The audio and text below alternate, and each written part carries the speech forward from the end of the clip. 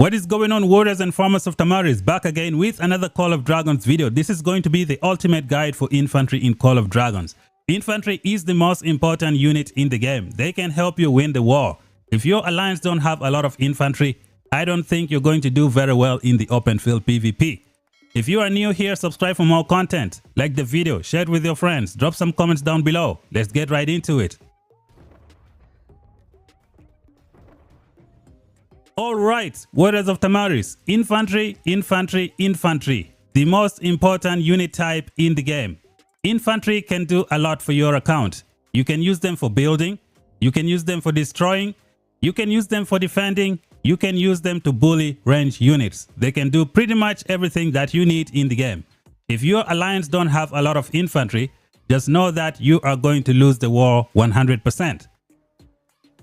Before I begin with the guides, let us go to my profile and I show you guys a little something. Nowadays, the top alliances recruit based on infantry merits.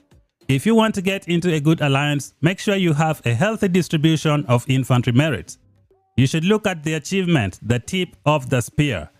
Most players in this game have these numbers below 5 million, which is not very good. It shows that you are someone who doesn't play with infantry. Now, majority of players are going to have magic missile complete and rush B complete. These are archers and mage mains. You can see their performance by looking at the tip of the spear. Some of them don't have a lot of infantry merits.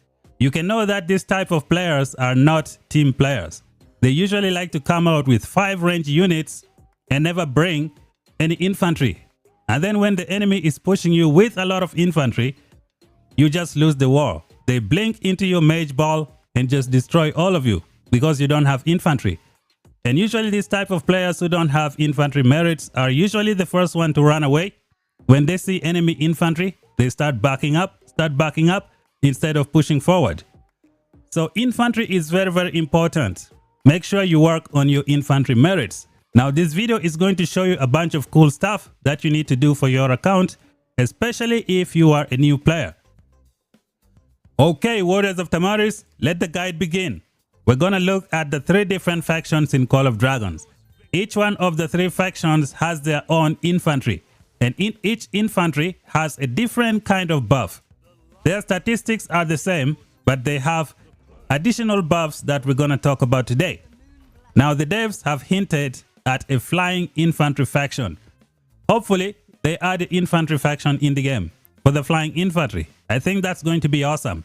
If you didn't know, recently they launched a competition on the Call of Dragons Discord page to design a flying infantry hero. So that could be an indicator that we might be getting infantry flying faction in the future. Fingers crossed that comes to be true. Let us begin with the Spring Warden faction. They have the infantry type known as the Ironbark Trance. Now these types of infantry have the same statistics from the training camp. There is no difference for all this infantry. They are the same. They just have additional buffs that differentiate them. We start off with the Ironbark Trance. These guys have 10% distraction and 10% construction for the towers. Now if my numbers are incorrect, I'm going to put a note at the bottom here correcting them. I'm just saying stuff off my head just from muscle memory. So the Ironbark Trance have 10% distraction, 10% construction. They are the only infantry in the game who have the buffs for construction and distraction.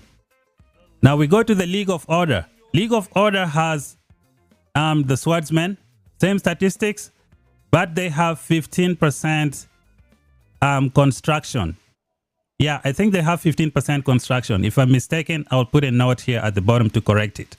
They have 15% construction and they have a magic defense of plus 3%. As most of you guys know, the open field is dominated by mages. So this plus 3% magic defense is going to make you a little bit tanky on the field. When it comes to the Spring Warden, they don't have any faction buff that's going to help the infantry on the field. They have a Legion Might Speed and they have Elixir Production. That one does not affect the infantry performance on the field. But over here you have plus 3%. Magic defense should be good against those mages. And then we go to the Wilderbeck infantry, which I believe is the best infantry in the game. they have 15% tower destruction. In addition to that, they have another destruction engineering of plus 10%. I think that brings it to 25%, unless I am mistaken. And then, what else? They have a physical attack of plus 3%. This is going to help Goresh and Kuma significantly in the open field, because these two types of infantry can benefit from a lot of attack. So in terms of infantry, the Wildebeck has the best infantry in the game for the open field PvP. Let us go to the training camp and then see the statistics of the infantry and what makes them so strong for the open field. I am in the League of Order. I am using the Swordsman. I like the League of Order because it's a balanced faction. You can pretty much fit in here with any troop type that you want. If you don't know where to begin, League of Order is the place to be. So we click on the more information and we see everything that we need to know about infantry. So infantry have the Berserker Charge skill. This Berserker Charge skill is when you target someone, and when you're very close to them, your speed increases and you go and attack them. It will trigger once every 12 seconds. Now the Berserker Charge is going to interrupt the cavalry unyielding rush. The only problem is people usually use 5-march cavalry, so you cannot stop all of them, but you will stop one of them. So this is something you can consider. Like if you see someone charging at you with 5-march cavalry, you need to target the Urag with your infantry, because Urag is the deadliest cavalry in the game. So you use your infantry to target Urag. It's going to block Urag, but the rest will bypass. You're going to save yourself some crazy distraction from that annoying Urag. So that is a trick for some of you if you want to know. Now we go on to the next skill, which is the preparedness. So their engineering here is increased by 15%, like how I said, so I think I was correct. So the swordsmen have 15% building engineering, and then the orcs have 15% destruction engineering. Yeah, that's the difference between the two. Now we go on to the next skill known as the perseverance. Each time the legion loses 3% of its units, their physical defense increases by 1.5% up to 50%. Only takes effect when a legion is composed entirely of infantry units. This is a buff that is available for all the other infantry. And then we go over here at the end, which is swordsman alertness again. This one is available for all the other infantry. Now let us talk about the infantry counter attack damage. So counter attack is a little bit different for infantry. As you guys can see here, infantry have lots of HP and defense. So the devs did not give them 100% counter attack because that is not going to be fair. They last long on the field, and if they can do 100% counter attack damage, it is going to break the game. So when you fight infantry and you're hitting them from afar, you're only going to receive 50% counter attack damage. It's because they take forever to die. Now just picture one infantry and then 2 range units. If the infantry had 100% counter attack and those 2 range units are hitting from afar, they are going to die and the infantry will still be alive. This is why the counter attack damage is 50% when you're shooting from afar. Now the condition is going to change. If you're fighting infantry with your range units in melee combat, I believe the infantry is gonna do 100% counter attack damage.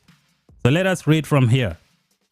When 2 legions are in melee combat, they both deal 100% counterattack damage. So make sure you don't fight a few infantry heroes in the game in melee combat. You want to stay away from Kuma and Lei Quan. In a 1v1 fight, melee combat, don't do it with your range units. You're in trouble. Goresh and Skogul, try not to fight them in a 1v1 combat, face to face. They are going to mess you up. Up next, we take a look at some infantry heroes in Call of Dragons, the ones that you need to focus the most. We have so many in the game, but you don't need to get all of them.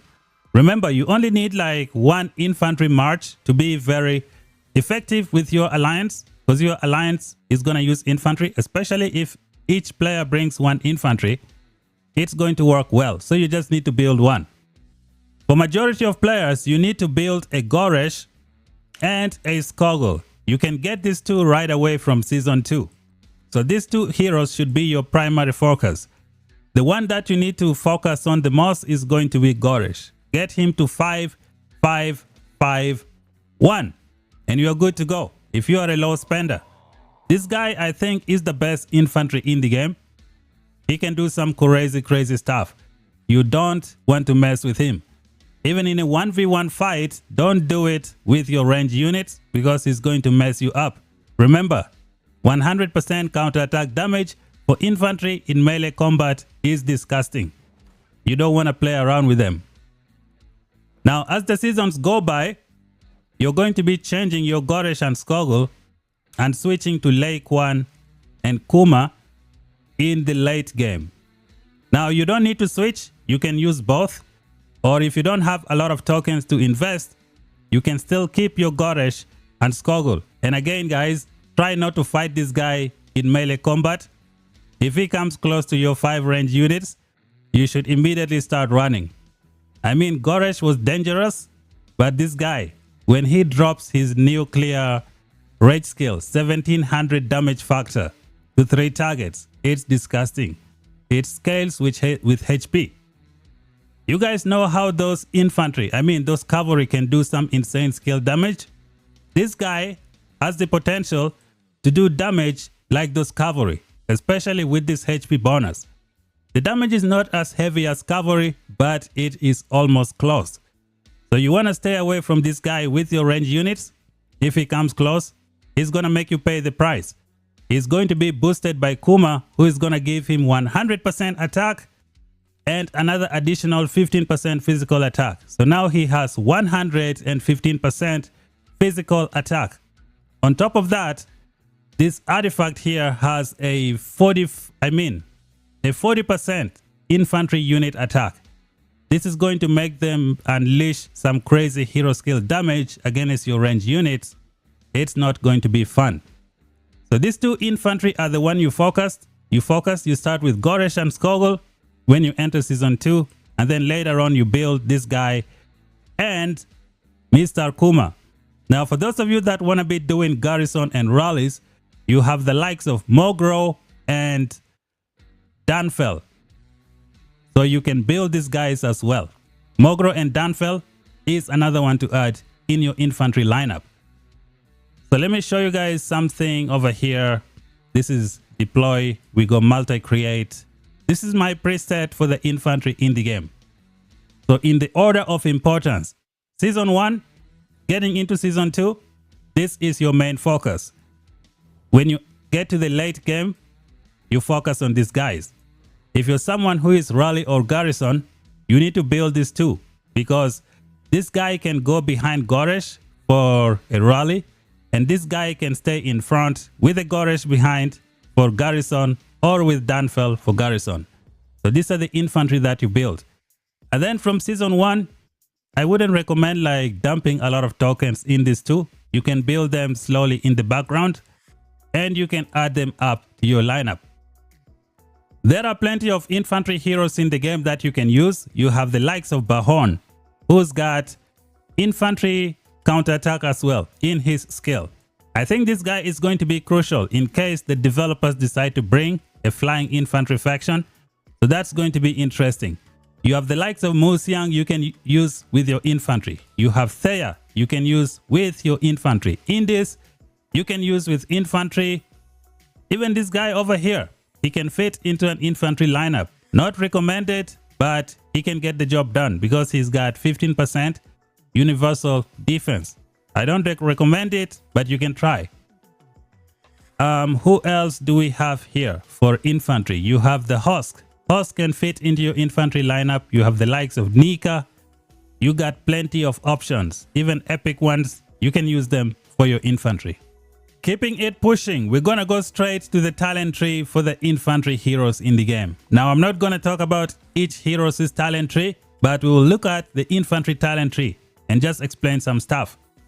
So this is the infantry talent tree branch, and it is what you should focus for your infantry. You should pretty much forget about the other branches because none of them can beat the infantry talent tree branch. First node is going to be infantry defense. Pretty much straightforward. The second node, you have the egoism. This one can reduce your hero skill damage taken. But for me personally, I like march speed. So it is something that I like to pick. This one will be good for a Lei Quan and a Kuma. Kuma can really smash those hero skill damage. If you can find a way to target ranged units with your Kuma, this will be a good pick up. Now over here, we got healing received bonus. I don't really recommend this healing received because you know there are so many Musiang in the open field. Musiang and Thea, they are like an infestation in PvP. Musiang can give minus 20% healing. So what is this 5% healing received bonus gonna do for you? Especially when Musiang applies her debuff on you. You're better off picking something else.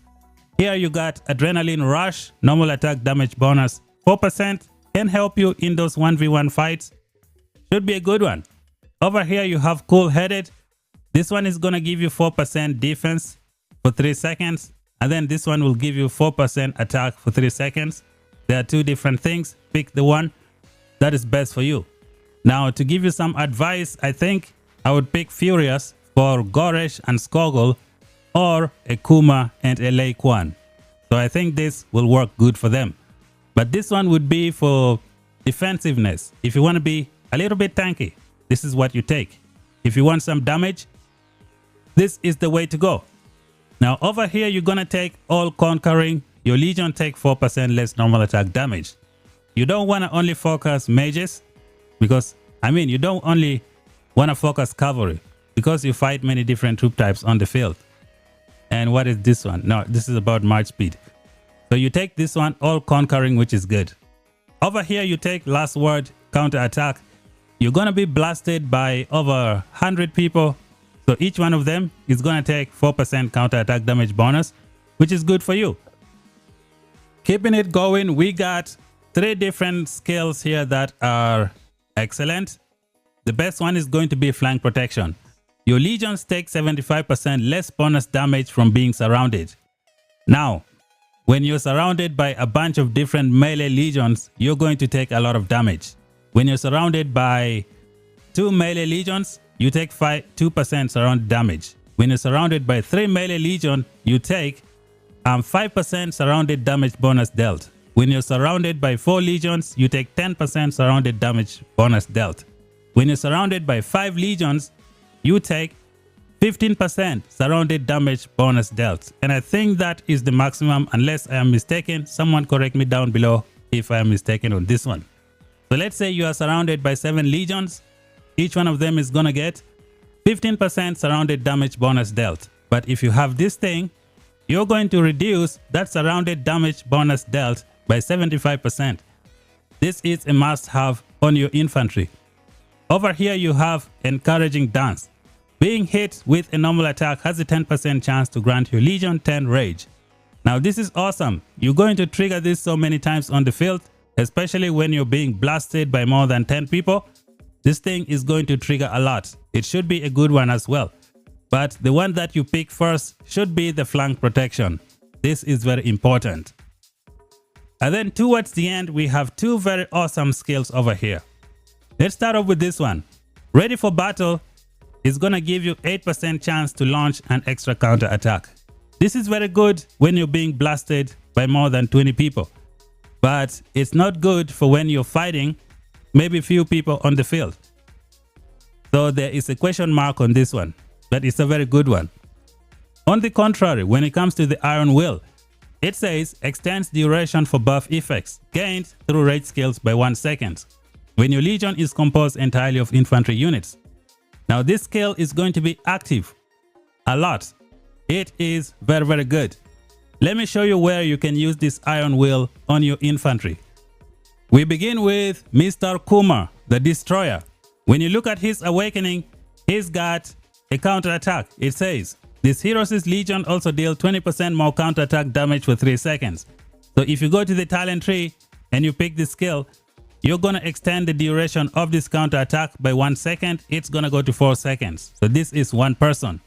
Next one on the list is going to be the Goresh. Goresh has resistance. What does it do? He's got physical kin of 60%, and resistance of minus 20% for 6 seconds. When you go to his talent tree, you pick the iron will, you extend that duration by another 1 second, making it 7 seconds. Very useful. Mr. Garwood. Garwood has something that goes on for 6 seconds. You can extend it from the talent tree and push it to 7 seconds. What about Skoggle? Does she have anything? Does it work on a timer? Yep. Skoggle has a timer, Blood Fury, 6 seconds. Go to the talent tree. If you pick Iron Will, you can push that to 7 seconds. Who else can we check out here? Let's go slowly, scroll down, scroll down. Mogro doesn't have anything. Downfell Rage Skill, what do we have here? Does it have a timer? Chill duration 3 seconds. You go to the talent tree, you pick Iron Will, you push this to 4 seconds if you want. Who else? Who else? Where's the other infantry? Husk. Okay, Husk doesn't have the infantry branch. So I think, yep, I think that's it. So those are the infantry heroes. So we go back to the Lake 1 talent tree. This is how I would build the infantry talent tree branch. This one was just 1 point that was left over. So I just dropped it here to give this march some healing. But at the end here, you can pick one of these two. They are both going to be very good. You just have to decide what you want. You can go with this one, extra counter attack when you're blasted by multiple people, or you can keep this. If you're going to be doing rallies and garrison, this one is the way to go, the Iron Will. But most rallies and garrison usually use their respective trees, so it's going to be up to you to decide which one you want. WARPETS, WARPETS, WARPETS. Which one should you focus? The number one WARPET for infantry is the one, the only, the Venomous Lizard. This is the guy you build if you want to get some good stuff with your infantry. It can poison anyone who touches you, regardless of whether they are hitting you from close range or far away. And it works without a rage skill. It is the reason this is the best pet for infantry in the game. Sometimes when you enter the field from second number 1, you're being blasted by over 50 different legions. And you have very high chance of triggering this infection to get you a lot of good stuff with your Venomous Lizard. Now on each Venomous Lizard, there are, I think, 5 skills that you need to work on. Now, as you can see over here, I have these 2 skills here. These ones are for boosting Gorish, but you don't really need them. What else can you put over here on your infantry? Let us go with the 3-star version. Make sure you play PvP. At the end of the season, you're gonna need the advanced counter strike. This is a must-have on all of your infantry for the open field. So make sure you get this, the 3-star version, slap it on one of your infantry and you're good to go. You're gonna need the Blood Roar. It is a must. 1 star is good enough if you can get it. You're gonna need Angry Roar. 1 star, good enough. You're gonna need Fatal Bite. 1 star is good enough. With the Venomous Lizard, you don't need the other 3 core skills. So when we check out over here, we got these 2 core skills. You don't really need them for the Venomous Lizard for open field PvP. So you can use your Amber Crystals to buy this thing instead. And then what else do you need? You can add some stuff depending on the amount of spaces that you have on your pet. If you got 8 skill slots, this is another one to add over here. Obviously, you're going to need a counter strike, which is a must on the infantry pets. So this is what I would dump on the infantry pet. Now, there are other awesome infantry pets in the game as well. I don't want you to neglect them. We have the Mossrock Orc, which is built for Kuma and Lake 1. For Kuma and Lake 1, I would probably recommend this pet instead of the Venomous Lizard. Don't get me wrong, guys, the Venomous Lizard is excellent. But this pet has a very good synergy with Kuma and Lake 1. This pet, if you build it properly, can give you an extra 30% additional HP. That 30% HP is going to increase the damage of this pet, and it's going to increase the damage of your Lake 1 in the open field, especially if you have your Lake 1 as the primary. Make sure you check out the guide I made for Lake 1 and Kuma and the Mossrock Orcs, how they synergize together with each other. Other useful infantry pets are as follows. We have the Bruin Bear. I think this pet is going to be left behind because you have other better options. It's still good, but you can use it. Just make sure you have the Advanced Counter-Strike 3-star version and you have the crit package and you're good to go. One of the most useful pets for infantry is the Moon Bear, both for Garrison and Rally. This is the one that you build. It has a lot of DPS sources. You got the rage skill, which is DPS. You have the advanced skill, which is DPS. You can put a physical attack, which is another DPS. Now I am building mine in the DPS route. I'm going to be adding the 3-star advanced counter-strike over here. Now I have 4 skills with DPS. I won't be putting the skill that boosts the fierce attack. I'll put fatal bite over here. So this is going to be my pet build for both cavalry and infantry. What else do we have over here? We have this polar bear. This polar bear works with Madeline. It can be useful on the field, especially if you have a level 5 dragon scale armor. This pet can be quite useful, but you're going to be better off with a venomous lizard. So to make things simple, just focus venomous lizard. That's it. The good thing is you can get this guy in season 1. Build 2 of them. If you can get them to 3-star talent, you are good to go. And then you need the critical package skills and the advanced counter-strike with the counter-strike, and you're pretty much set. When it comes to artifacts, there are so many options for infantry, but let me show you the best ones for PvP. Kuma and Lakewan are probably the best infantry in the game right now. So I could say the #1 artifact would be the Serpent's Edge, which is this one right here, for Kuma and Lakewan. But it's debatable. You have the likes of the Spiritborn Talk. This guy right here could be the best artifact in the game. You have a Goresh and a Skogul. This is the way to go. And then, what else? We have the Blink artifact. These are cavalry artifacts, but they have become very useful in PvP. This is at the top of the list. Make sure you build one.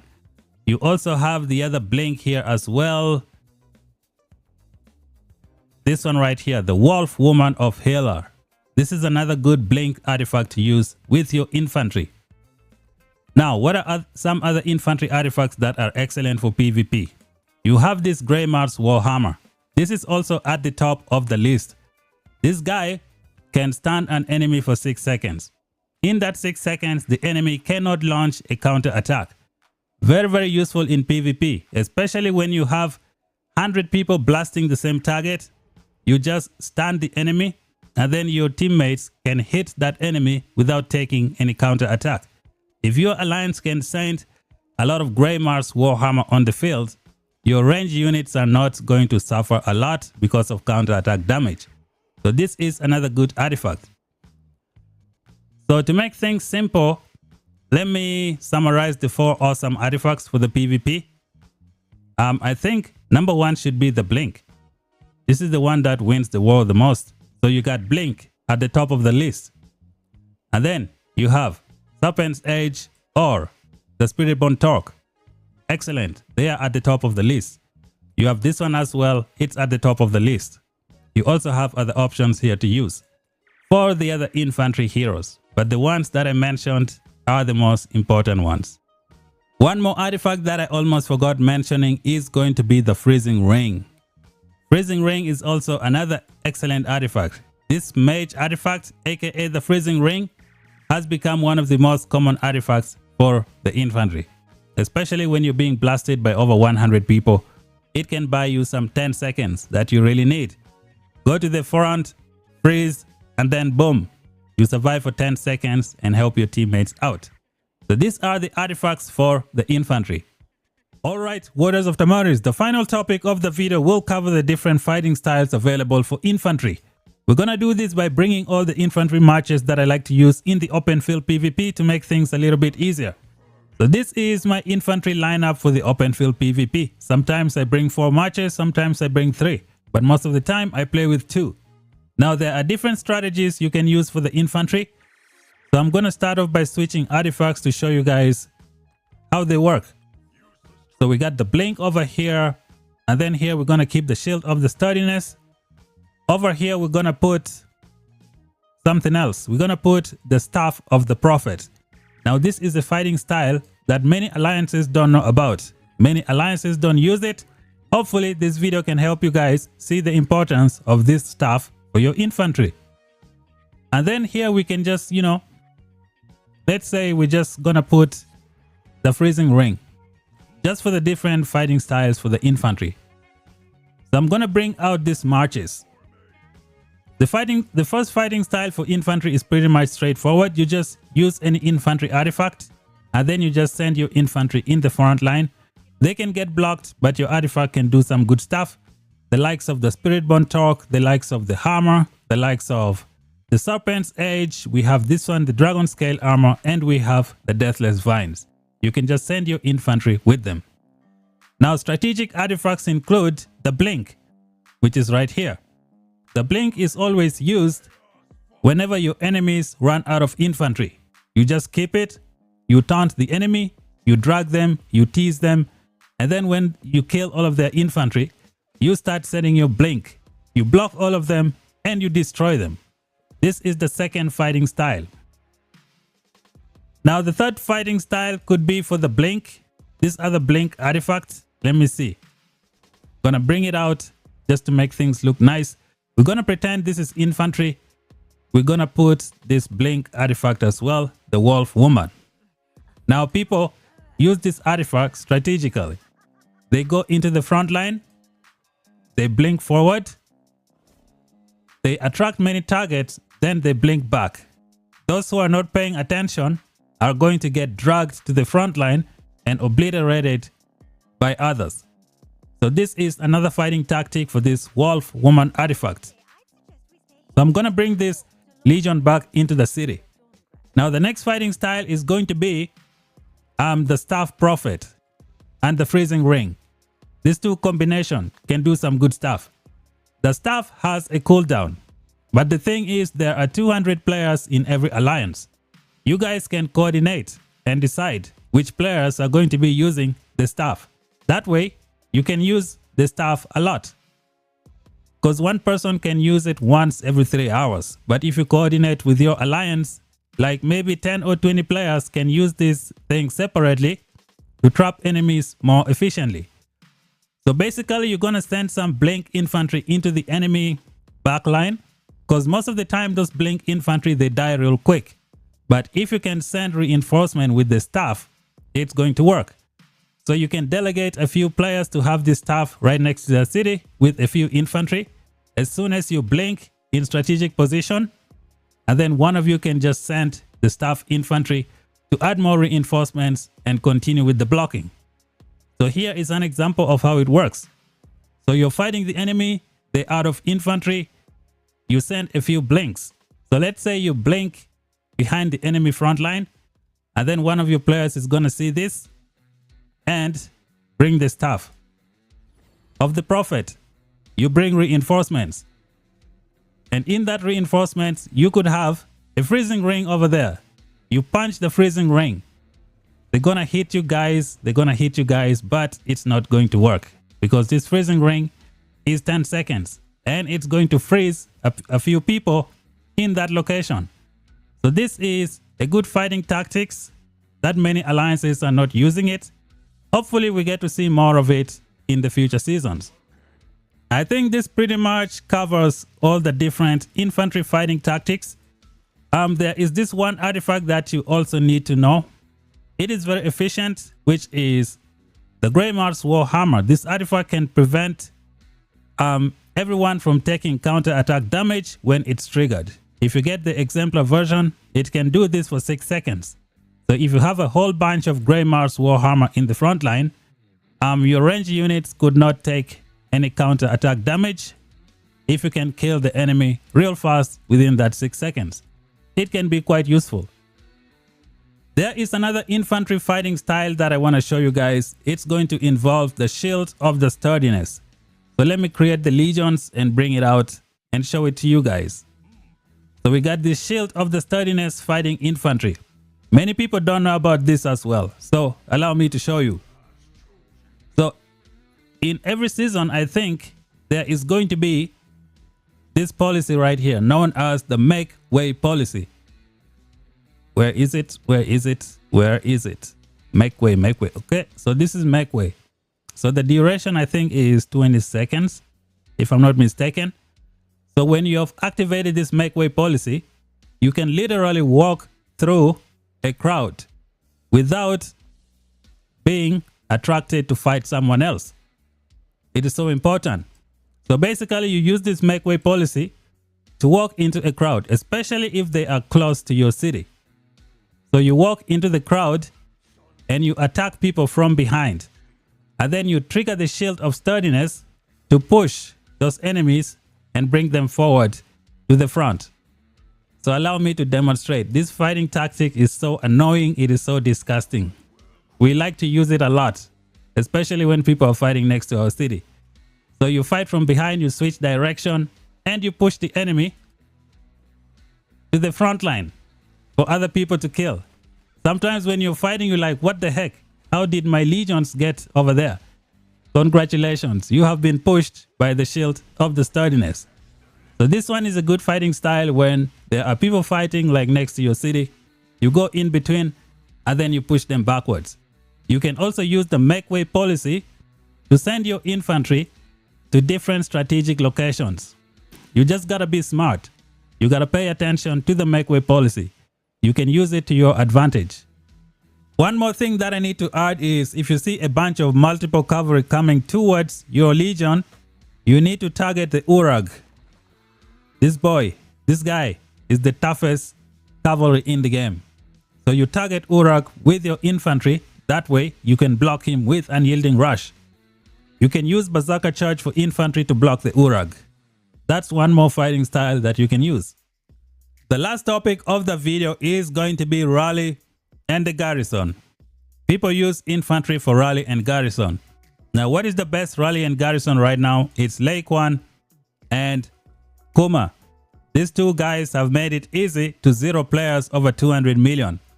Back in the days, 200 million players used to just teleport into enemy territory and not care. Nowadays, you cannot do that because this guy here on the screen is going to drain your HP and make you pay the price. And then Goresh was also buffed. Let's have a look at Goresh. Goresh was given the ability to reduce his counterattack damage taken. So when they launch 4 rallies on your city, you're going to suffer. So some of the best garrisons are Mogro and Goresh as a deputy, or Mogro and Danfel for those single fights. It's going to be up to you. But as of right now, the undisputed garrison, I think, is Lake 1 and Kuma. Both rally and garrison because of this HP draining effect and the 100%. Nope, this one doesn't work in garrison. It's because of the HP drain. This is going to be super awesome for your city garrison and city rallies. So I think that's pretty much it. I don't know much about rally and garrison since I don't do garrisons or I don't do rallies. So you can check out other content creators for this topic. I think that's pretty much it for the video, guys. The infantry is very, very important. Make sure you build one for your account. And you should focus on Goresh, Skogul, or Kuma, and Lake 1. And also remember that alliances are going to recruit mostly based on infantry merits. So try to boost these numbers for your account to show that you are a team player and not a selfish... Okay, I'm not going to call people names. Okay. So let's get back over here. I think that's it. Thank you guys for watching. If you're new, subscribe for more content. Until then, talk to you guys in the next one. Bye bye for now.